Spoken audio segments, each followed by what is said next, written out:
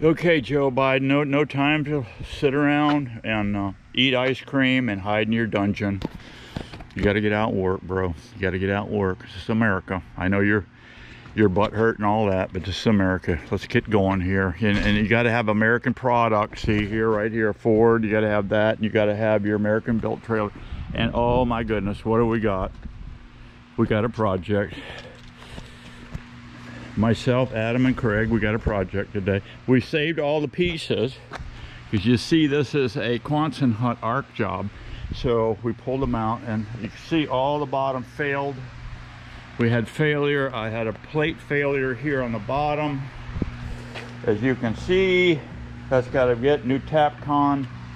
Yeah, so we did, I don't know, we've been here, I don't know, 3 hours gutting this. And on these Quonset huts, you've only got 3.5 inches to work with up there. So I had to take, 25 years ago this is held up. So I've had to rip every one of these to get in that socket. So you've got 3 inches plus a half, and they'll go in. So we got half the project done. I have a motion light there that's never gonna go back in. I hate it. I hate it. So anyway, halfway there. Good morning, YouTubies. How are you? Another daily dose of old Steve-O. Yep, just what you needed, right? Yep. You do, you really do. Come on, let's face it. You gotta have a daily dose of Steve-O. All right, what do we got today, guys? Let's see, yesterday we showed you the frame, all of the stuff peeled off the front of the barn, and today we have this. Okay, did things a little different this time. The last facing lasted 25 years, but what I did, I screwed up on several things, and I did it myself. Of course, I was 25 years younger, okay. I did things different this time. I had my son here. He's a computer engineer.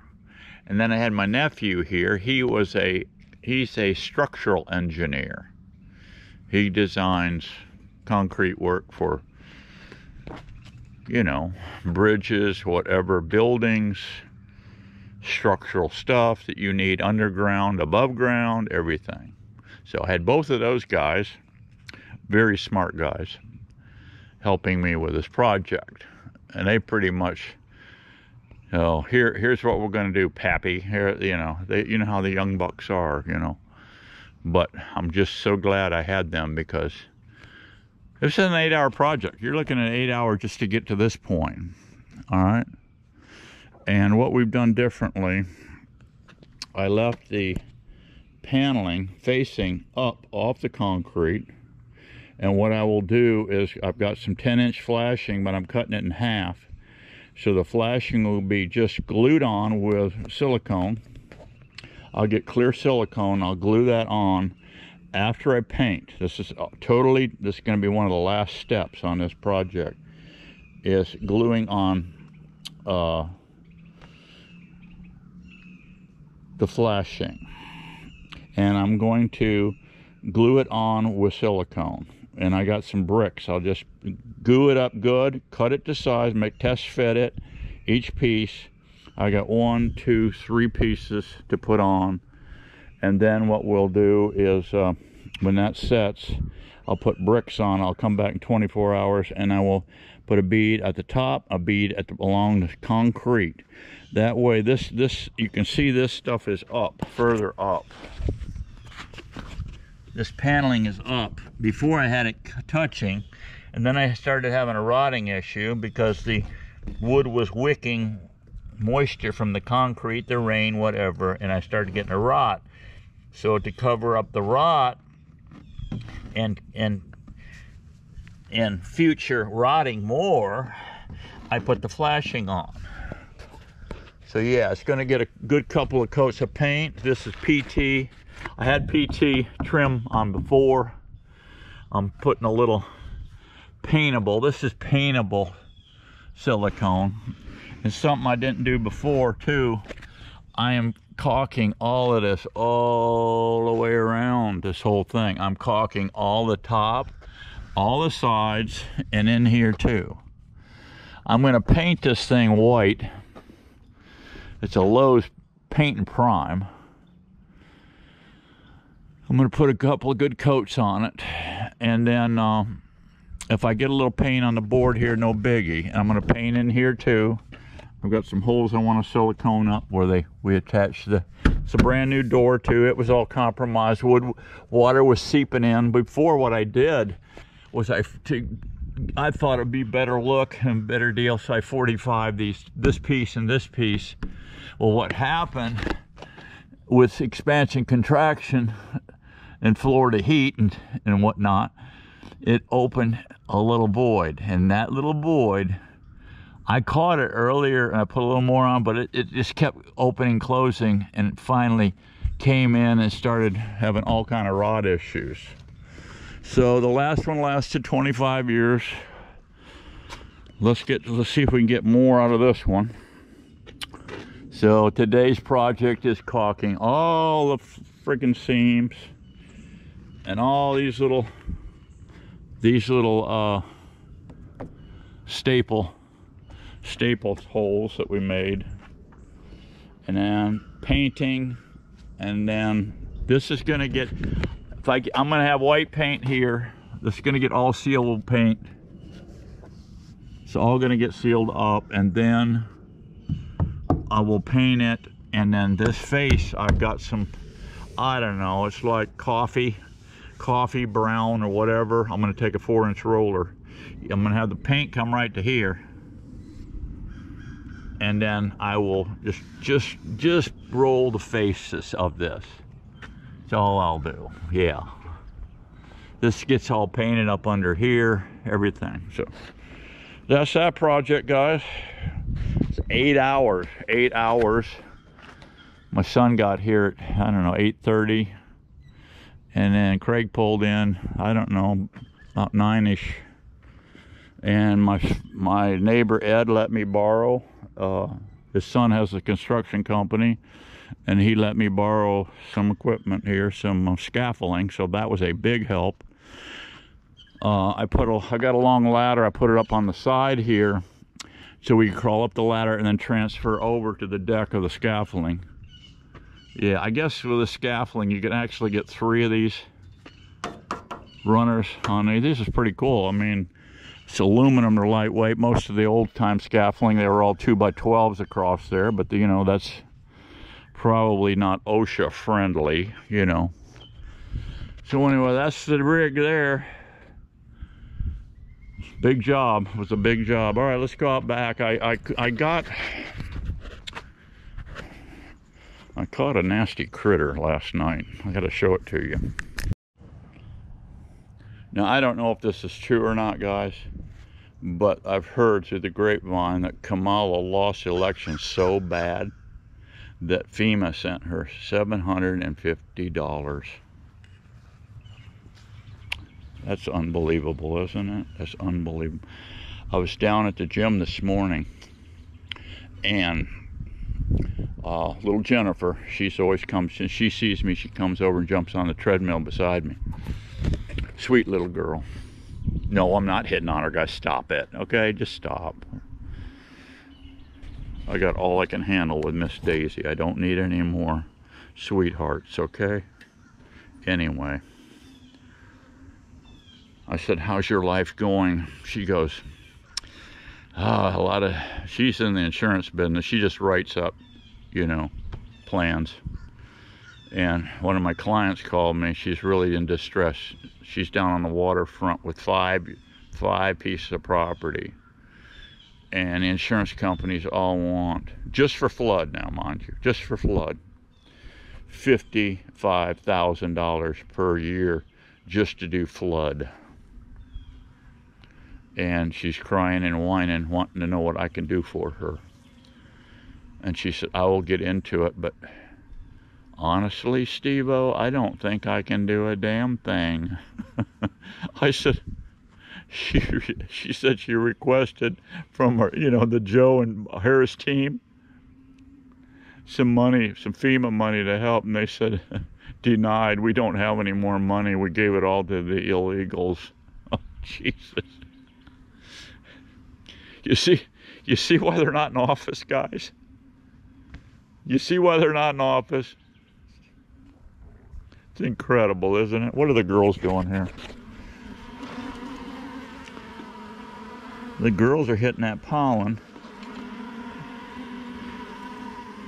I gotta load that up again today. They're really hurting for food too. I been feeding. They suck down a quart a day of that stuff out here. But who knows? I could be feeding some illegal alien bees out in this swamp out here. But here, yeah, I caught a problem child. I named it. I named her. I think it's a her. I don't know. It's hard to tell on the sexes on these things. I called her Camala, and she was digging under my shed here. She dug a big freaking hole, guys, up under. Look at this hole up under here. These things cause more doggone damage, and I got a block there. We're going to compromise the block, and the whole darn shed's going to sink down. It's a pain in the ass, these things.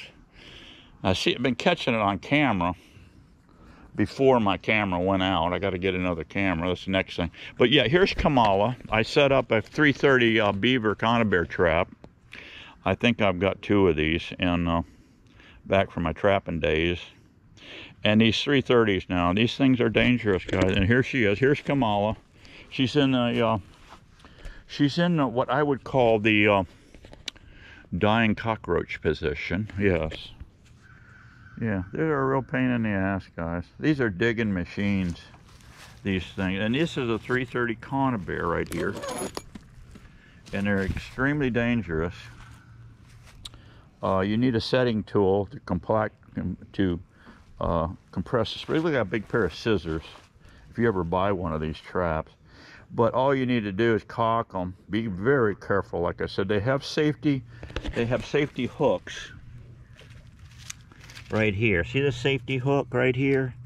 Well, when you compress the spring, you flip it over and you grab it, and then you do both sides, and then you squeeze it together and keep the safety hook still on, mind you, and then you cock the trap. Now they're very sensitive traps. You bump this wire. There's a pair of wires here. This wire is screwed up. It's supposed to be here. It looks like a V. Right here's the other one. And they come through and they bump these wires and the trip traps. And it's a scissor action. You can see it nailed Camala dead center. And put the lights out on that baby. But you can catch large beavers in these 330 conibear. They make it 110, which I used to use back in the 60s. When I was in Michigan for muskrats. I was a muskrat trapper, coon trapper, fox. Didn't have many coyotes back in the day, but we had fox and stuff. But I used the conibear. They make a little 110, what they call 110. It's only got 1 spring on the side, but it's a square trap, and it's only got like, I don't know, 6-7 inch opening. And it functions exactly the same as this. So this is my first project this morning, getting this thing out. And these are great, guys, I haven't figured out what really, you can eat these things, and I have eaten one before. And believe it or not, they taste like pork. I was up in hunting camp up in Gulf Hammock, and there was 2 redneck girls that were in the camp. I don't know, they belonged to somebody. I don't know who they were. There was like 10 of us in that camp. And it was kind of funny.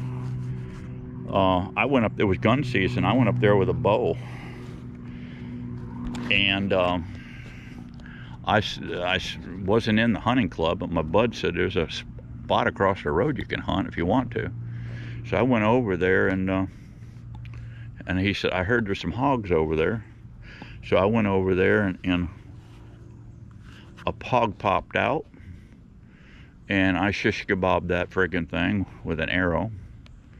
And had a hell of a tracking job. I actually gut shot the thing because it came in on a weird angle, and there was a bunch of them in the palmettos snorting and grunting, so I started making little soft grunting sounds. And the sucker started coming right to me, and it popped in that hole, and I arrowed it. And I was the only one that got any game that day out of all these hunters. And so my buddy Dwayne, we went back to his hunting camp. He was right there in Gulf Hammock. And there was a couple redneck girls there, and they had a full kitchen inside. That's one trailer was set up just like for cooking. And they, one of them, before we went on the hunt, they said, hey, any of you, this one older woman, she said, if any of you guys see an armadillo, get it. I'll show you how to cook that thing up. So she did. Well, I got an armadillo, or I didn't. Maybe one of the fellows got an armadillo, and she cleaned that thing herself and cooked it up for us. We had a piece of armadillo, and I think she says, tell me if this don't taste like pork. And the way she did, I have got no clue, and I have no desire. You know, we really don't need to eat armadillos. You know, now that we have Trump in, we can eat normal food like ribeyes and, you know, stuff like that. We just, you know, we don't need to really live off the land now that we got the main man back in office. We don't need to be eating out of garbage cans like the far left wants us to do. So yeah, so anyway, but if you're going to trap dillers, be careful with it. Like I say, if you're going to use a 330, all you got to do is find their hole and just pin down the chain that comes with it, and just pin it down or tie it off on something, so in case you get a off thing hit on them, you don't want to run off with a trap. I don't know what these things cost these days. They're expensive. But just lay the trap over there. He'll come up and bump that trigger. The thing will jump up and slam them right dead center, as you can see on this one. Nailed them dead center. So yeah, this thing didn't last long at all, hitting the belly like that. But make sure you tie them down. They have it, like I said, a chain here on the trap on one end here, and it comes with an eyelet like this. All I did was take one of these fiberglass rods and shoved it in the ground. That was sufficient. So these things are good, I think, for maybe worm and buzzard food. Yeah, you see them along the highway smashed all the time, and the buzzards seem to like them. So hey, I'm just here to help, guys. I'm just here to help the ecosystem. And speaking of the ecosystem, we got to get into these bees here. I don't think I'll take you long. I'm pretty busy today, I'm telling you guys. I'm sore as heck too. This old man got a workout yesterday with that front end on that barn, man.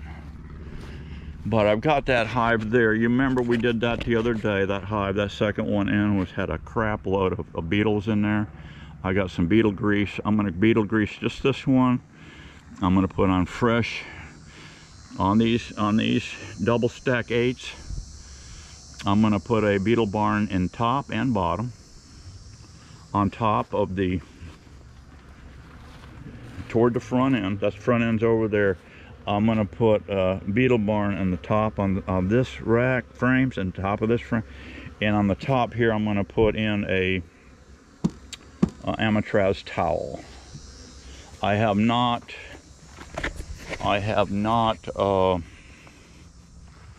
an alcohol wash. I don't know where I'm at. I don't even want to fool with it. I'm busy. I don't fool around with alcohol wash. This is the time of year you want to spank the varroa mites, so I'll just do that. Yeah. So I guess that's it for today, guys. I just got to touch base with you guys, because I know you miss me. I mean, you know, it is what it is, guys. You're in my world, okay? Once I capture you in my world, I've got you hooked, okay? Thanks so much for coming by. God bless you. God bless America. God bless Donald Trump.